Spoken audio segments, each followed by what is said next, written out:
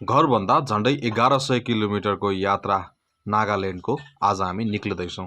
घरमा आमा बुवा हजुरबा हजुरआमालाई सबैलाई टाटा बाई बाई गर्दै हामी बिहान 6:30 बजे नै त्यहाँबाट निक्ल्यौँ। घरबाट निक्लेको झन्डै 2-3 घन्टापछि हामी सिलगढी पुग्यौँ र त्यहाँ हल्का फुल्का सपिङ गर्नुपर्ने थियो। परिक्रमालाई टक्क यसरी काँधमा बोकेर चाहिँ हामी मार्केटतिर अगाडि बढ्दैछौँ।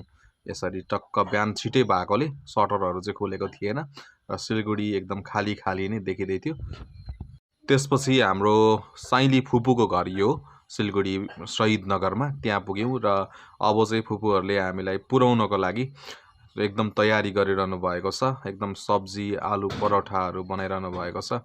उहाँहरू चाहिँ हाम्रो फुपू बडीहरू हुनुहुन्छ र हामी बेलुका लगभग 4 बजे चाहिँ त्यहाँबाट एनजेपी तर्फ अगाडि बढ्दैछौँ। सबैजना अटोमा खाँदाखाँद भएर र हामी एनजेपी पनि पुग्यौँ र त्यहाँ चाहिँ झन्डै हामी फर्किनु परेको।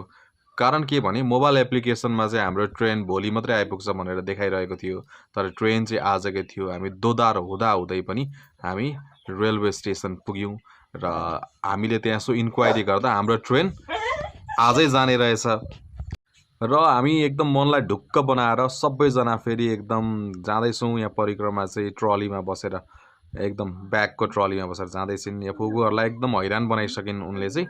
यता कुदेर उता कुदेर उनलाई सम्हाल्नै गाह्रो भइरहेको छ। मेरो साइली फुपू कमला, उहाँलाई धेरैभन्दा धेरै धन्यवाद। धेरै उहाँले हामीलाई हेल्प गर्नुभयो यहाँसम्म आउनको लागि। ट्रेन चढिन्जेल उहाँले हामीलाई साथमै राखेर चाहिँ एकदम सहयोग गर्नुभएको छ र परिक्रमा चाहिँ एकदम पहिलोचोटि ट्रेन देखेर होला एकदम खुसी पनि छिन् र हामी पनि एकदम हर्षित छौँ।